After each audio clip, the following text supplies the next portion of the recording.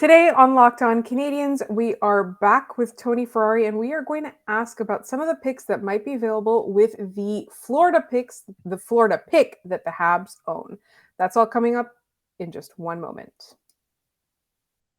Locked On Canadiens, your daily podcast on the Montreal Canadiens, part of the Locked On Podcast Network, your team every day.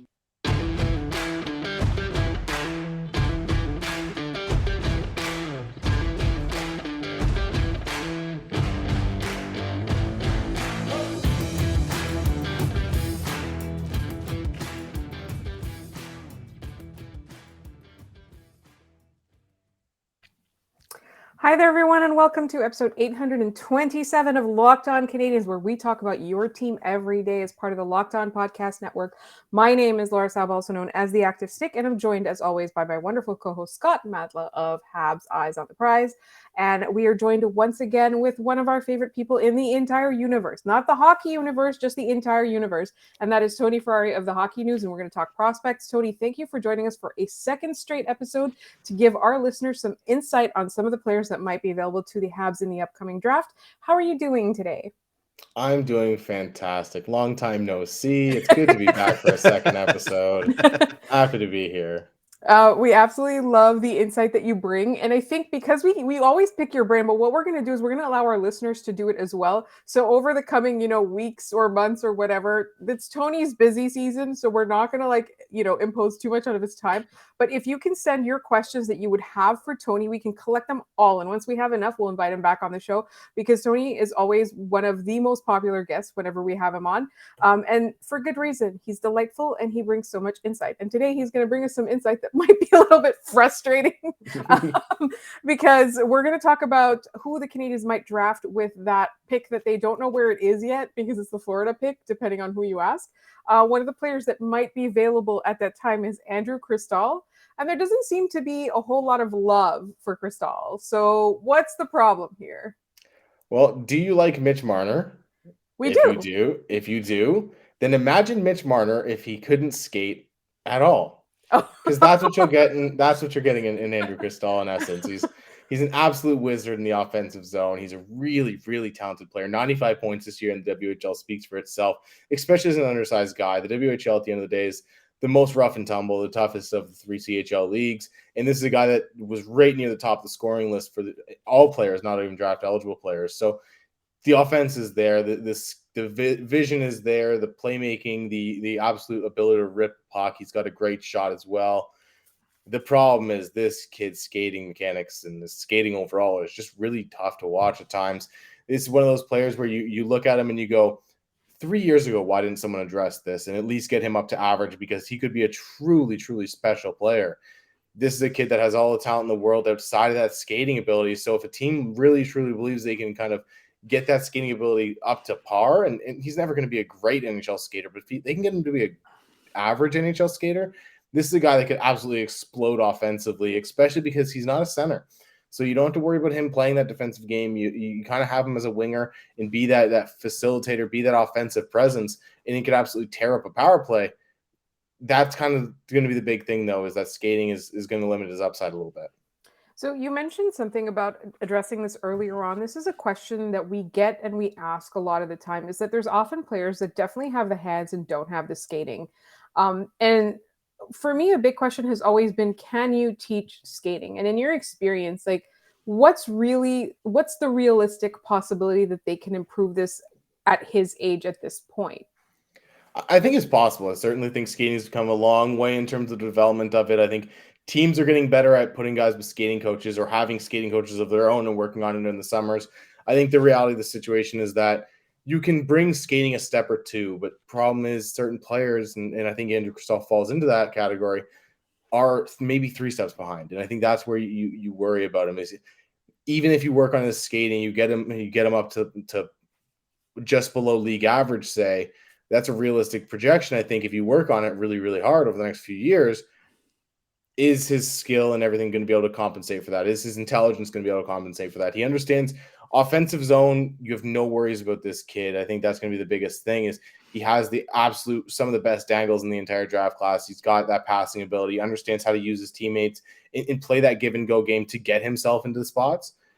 It's about getting up the ice, though. And the problem is when you have a player of this caliber offensively and he's the third man in, he becomes a lot less valuable when he's the third man in. You need this guy to be the first or second guy in the offensive zone. So with his skating thing, is it just he doesn't have the acceleration? Is it a mechanics thing that, because we know the Canadiens have invested a lot in player development and worked with Adam Nicholas and other coaches on trying to fix some of these things, because the Canadiens apparently tend to draft a lot of guys who have clunky skating mechanics or don't use their edges well. Is this something that with those pro coaches that if the mechanics come along, that he can become a more viable non just offensive zone starts only kind of piece down the line for the Canadiens if they should choose to go this route? I think it can be worked on. I think at the end of the day, this is a guy that has all of the talent in the world. You just need to bring up that one thing. When you ask, is it edge work? When you ask, is it the mechanics? When you ask, is it the speed or anything else you want to list? The answer is just yes. It's kind of everything, and that's the problem. This isn't a lot of times you look at a guy who has a little bit subpar skating. Like I know we're going to talk about Colby Barlow in a little bit. He absolutely straight line speed. It's there, and you have that ability to get up the ice and everything like that. The issue with his skating is that the agility side to side, east west movement isn't there. You can work on that. When you have one area of the skating mechanics or skating and mobility as a whole that you need to work on, it's a lot easier to target that one thing. When it's everything, that's when it gets to be a little bit more of an issue. And I think that's the problem with Cristall is it's kind of everything. Well, then that explains a lot of talking with other people who I will not mention because I did not ask them for permission on that, is that they've said NHL scouts, don't seem to like anything. And I went, he had 95 points. Someone's got to like something here. And I had a feeling that there's always something with some players once you get outside of that certain range, that it's what is the deficiency. At least with skating, it is something that you can physically target and work on. You can't always improve, what's between the ears, but you can improve a lot of what you're seeing on the ice. Does he still have, even if he's growing, he has that vision and kind of hockey sense to make up for that? Or is that still going to be even more in progress as well? No, I think he has pretty much everything else, and that's the promising thing about a guy like Andrew Cristall is, say the Habs draft a guy like Will Smith or Oliver Moore at the fifth overall pick, and then they have kind of that option of being a little bit more risky, taking a chance on a guy like Andrew Cristall at 15, 16, 17, wherever the Florida pick ends up being. That's going to be the really interesting thing about this Habs draft is that second pick, they can kind of take a risk. If they do decide, heck, if they decide to go Michkov, I know it's been reported that that's not really the direction they want to go with that first pick. Then they go with a safer guy at that second pick, and they can balance it out in the first round with having the two picks of taking a risk with one pick, being a little bit safer with the other, and probably coming out with two pretty good NHLers at the end of the day. I think that's exactly it. Is that how much of a home run or how much of a swing for the fences do you want to make, and with which pick do you want to make it? Like I still think that the Canadiens will want to go safe, but not as safe as they normally go, right? Like we talked about how in previous front offices they always just took the safest option available, and the ceiling would have been third line, third pairing.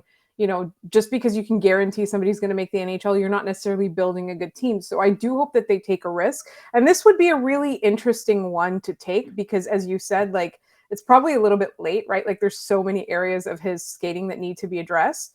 But I mean, if they bring him up to even league average, like if that's like, but that's not really a realistic projection. That would be like a miraculous kind of everything worked out the way it should have been. Kind of thing. So I'm very curious to see which direction the Canadiens go in. You brought up Colby Barlow, so that is the next player that we are going to talk about in just one moment. But first, this episode is brought to you by Built Bar.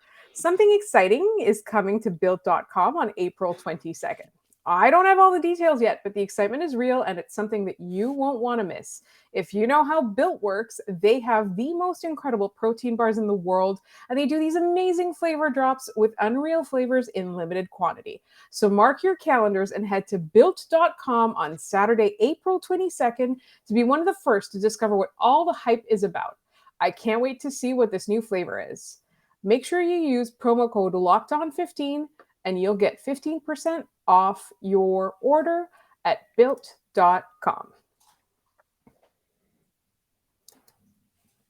So the next player we wanted to touch on is Colby Barlow, who you brought up in the first segment a little bit. Maybe a little less work to do on his skating. But tell us a little bit more about why the Canadiens might want to go that route with the Florida Panthers pick that they have in that first round. I think the big thing is the fact that the the Colby Barlow is a goal scorer. This is a guy that's going to put up a lot of goals anywhere he goes. He had 46 this year in the OHL, and he probably would have challenged 50 if he didn't get hurt in the last seven or eight games in the OHL after blocking a shot. This is a kid that just has a nose for the net. He's going to go and attack. He's a guy that plays with a lot of speed in a straight line. He needs some work in terms of working the edges, getting east-west a little bit more, and just bring a bit more dynamic element to his game. I find he gets tunnel vision a little bit. He sees that net, and that's where he's going, and that's a great element in a goal scorer. He's a guy that he'll take a shot from 15, 30, 20 feet out, and then follow that shot up and try to bang in the rebound as well. He's a bull in a china shop at times, plays with a little bit of power in his game. But the problem is that he lacks a little bit of dynamism. And I think that's kind of the big thing with him is he's a very physically mature player at the OHL level already. So he's able to bully guys a little bit, bully defenders that are a little bit younger, a little bit smaller, less physically developed. I mean, I interviewed him a few weeks back. This guy's got a better beard than I do. He's a guy that's so physically mature. You can just see it in him. He looks like a man already. So how much more development is going to come there? And that's always my concern with these guys is, yeah, he's able to dominate the OHL at this point. He's the captain of the Owen Sound attack, which is obviously a big honor as a 17-year-old. But is that playmaking game going to come along? He only had 33 assists this year. A guy that has 46 goals and 33 assists, you always kind of worry about those guys that are overloading on the goals, especially at the junior level, because that often means that they're just kind of able to overpower guys, get to the net, and beat defenders on the inside. That's kind of where you worry about a guy like Colby Barlow. But with that said, he does have a really good shot. He gets to the net. He's got some really crafty hands in tight. I saw him score a goal backwards at one point this year. Like he's got some of that flash to his game when he's in tight. You're just not going to see him oftentimes make a big move in the open ice and cut to the middle with some crazy deke or anything like that. He's going to go through a defender before he goes around him. So listening to your description of this and kind of seeing them play a little bit, watching Cedric Guindon play for the attack this year, my first thought was, is this Brendan Gallagher, but drafted in the first round? And admittedly, not the worst thing, considering Gallagher's made himself up before his hip blew up in a terrible, terrible, tragic accident, was a bet for 20, 25 goals at the NHL level. Almost consistently, just a shot-generating machine. Does Barlow generate a lot of those shots? Like he's repeatedly putting up 5, 6, 7, 8 shots a game. And like you said, he's following up his chances. He's getting those second opportunities. Or is that just me thinking with the brain of a Habs fan and kind of drawing that line that might not be there? No, I think that's a pretty good comparable. If you're getting Brendan Gallagher at 6'1" and closer to 200 pounds, I think that's a really great player. And I think that's the fact that's kind of what Colby Barlow is going to be is he going to have that dynamic element of being that true top line player? Maybe not, but is he going to be a really physical, dirty, get in the corners, get in the front of the net, battle it out, take shots off the chest and score off the rebound while going back to the bench holding his chest because he knocked the wind out of himself on the play? Yeah, that's going to be the kind of thing Colby Barlow does. That's the kind of thing we've seen Brendan Gallagher do for years. So I think that's a pretty similar comparison, at least play style wise. The thing is, Colby Barlow's bigger, so he's got a little bit more upside in that regard.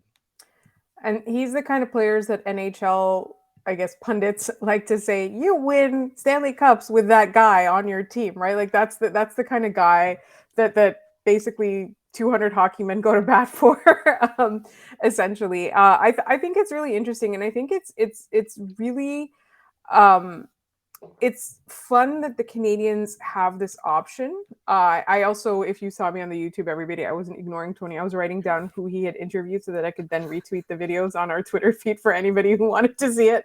But yeah, like I think that's really, for me, I always look at these players and then I always look at the front office, and because it's so new, I always try to gauge like, how does this front office think about players and how would they make this decision? And then the other thing too is that I still can't figure out if they're the type of front office that drafts for need, even though these players are like 3 to 5 years away, or if they draft the best player available. So for me, like those are two completely different decisions that they make. And I think it's so interesting. Scott, do you have any more questions about Colby Barlow before we move over to, we're going to talk about David Reinbacher, and we're going to have to do it.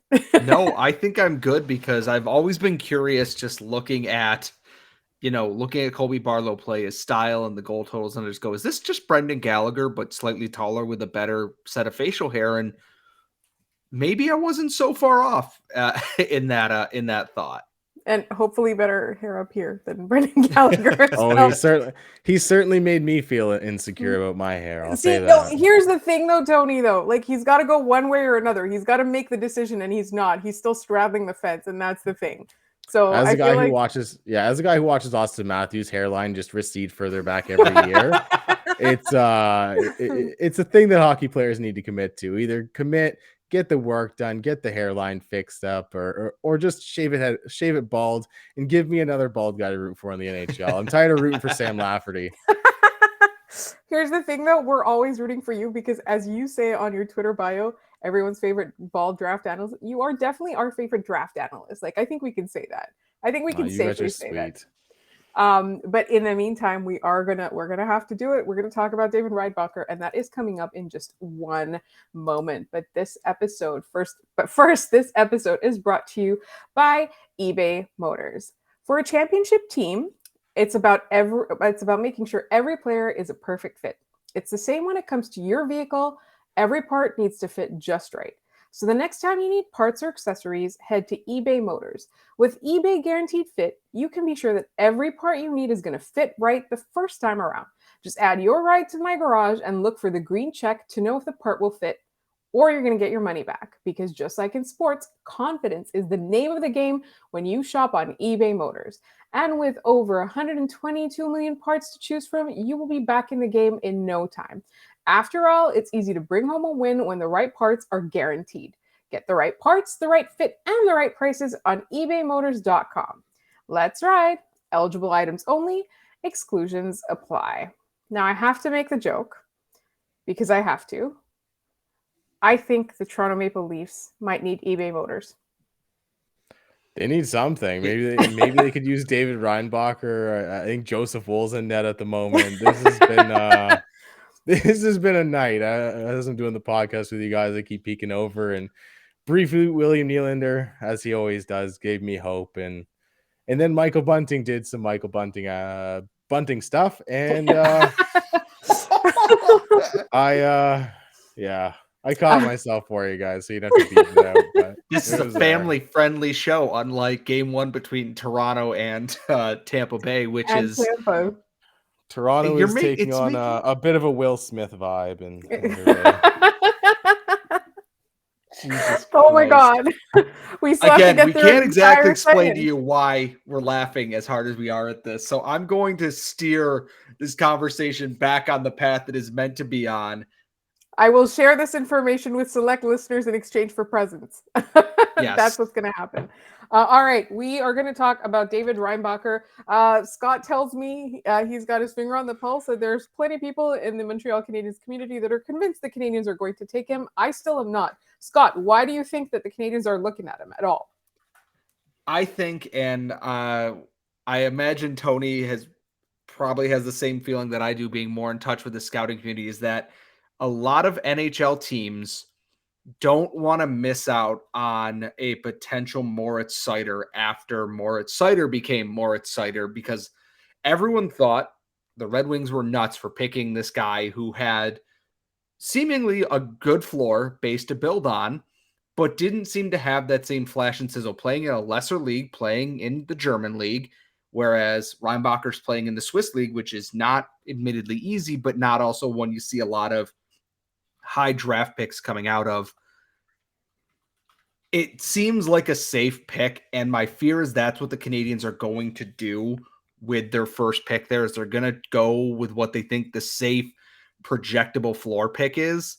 And the thing about Reinbacher is that's seemingly what he is that there's nothing outwardly terrible. It's just that he seems like a safe pick, at least from the research I've started on and from what I've heard talking to other people about this. Yeah, I think that's the thing is everyone wants the next Moritz Seider, and at the end of the day, it's the exception, not the rule. That's the big thing, I think, is everyone looks at these guys in the draft, and they're always chasing the next thing. For a long time, even still today, it's who's the next Braden Point? What's the next small guy that's going to be able to play center at the next level? Now it's who's the next Moritz Seider? And as a guy who was really high on Moritz Seider in his draft year, I thought he had all the tools to do a lot of the things that he's doing currently in the NHL. David Reinbacher has that to a much lesser extent. I think the Swiss League's worse than the DEL. He's putting up perfectly decent points. He's got 22 points in 46 games this year. At the end of the day, I think this is a guy that's produced a ton on the power play. He shows good offensive skills when he has time. When he doesn't have time, he's a little bit more of a panic guy. He throws the puck off the glass and stuff. He's a good skater, not a great skater. Whereas when you look back at Moritz Seider, he was a great skater.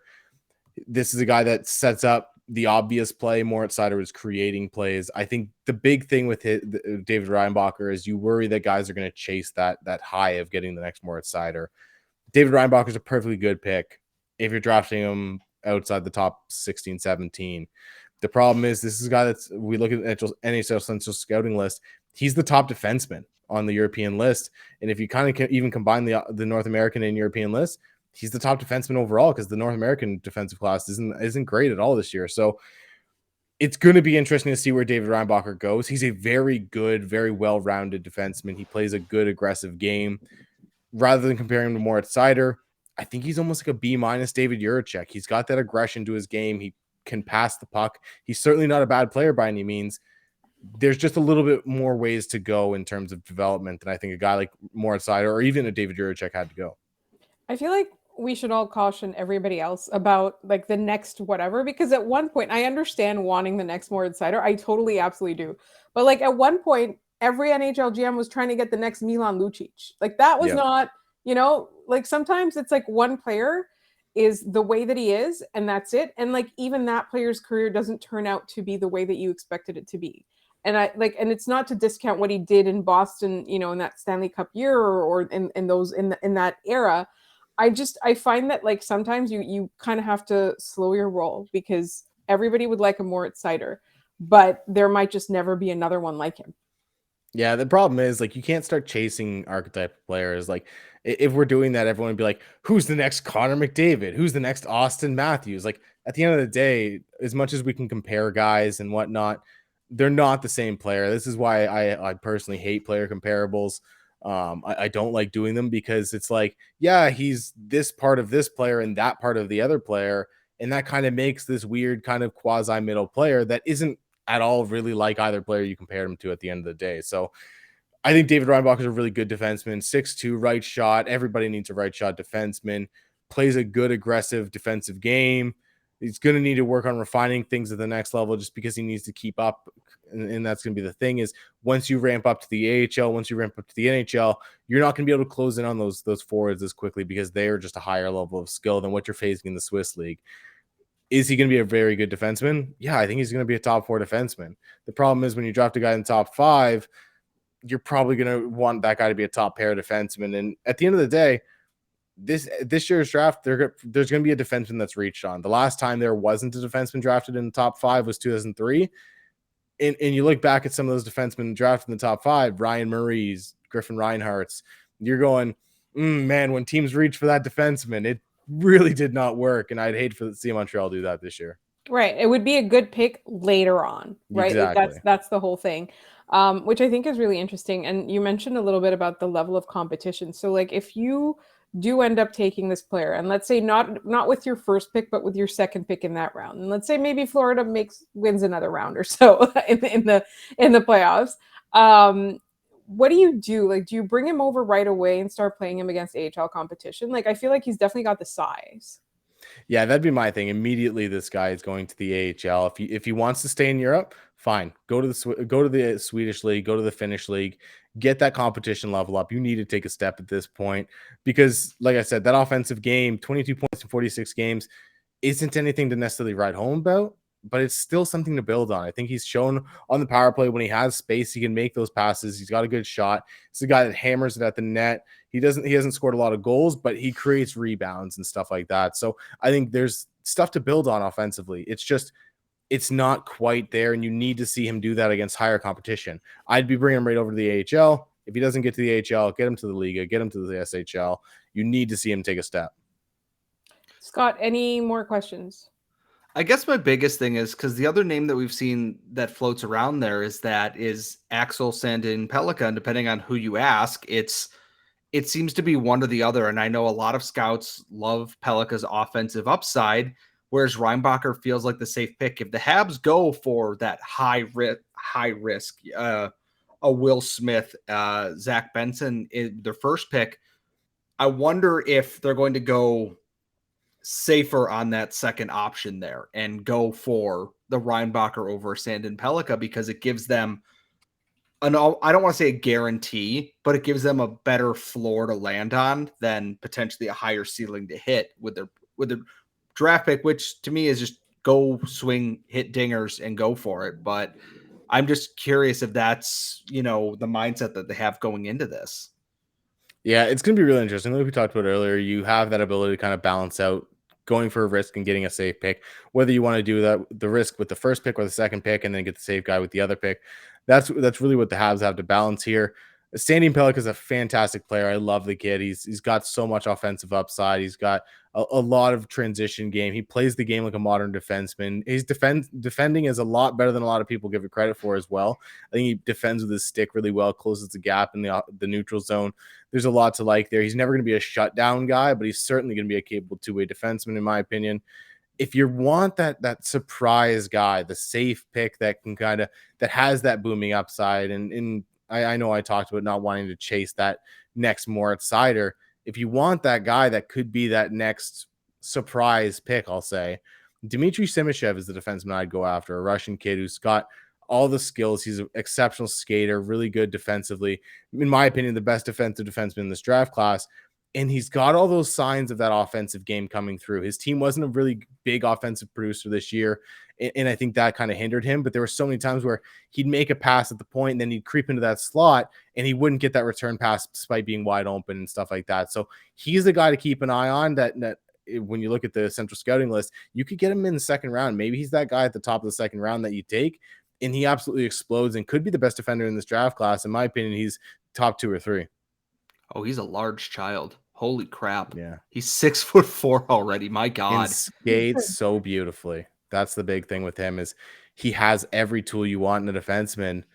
Why isn't he a little bit higher up? Then you look at the production and it's basically nothing at the KHL level, but he played at the KHL level pretty much all year this year. Ooh, it's definitely going to be a game to watch. Yeah, no, now we're going to ask everybody else about that too. We're like, that's our little list for now. I think that's it for the players that we wanted to talk about that are probably going to be available to the Habs in the first round for either one of their picks. This is a 2-part episode, so make sure you check out the first episode that we dropped yesterday. I want to thank Tony Ferrari once again for his time and his insight. And Tony, can you tell our listeners where to find all of your work?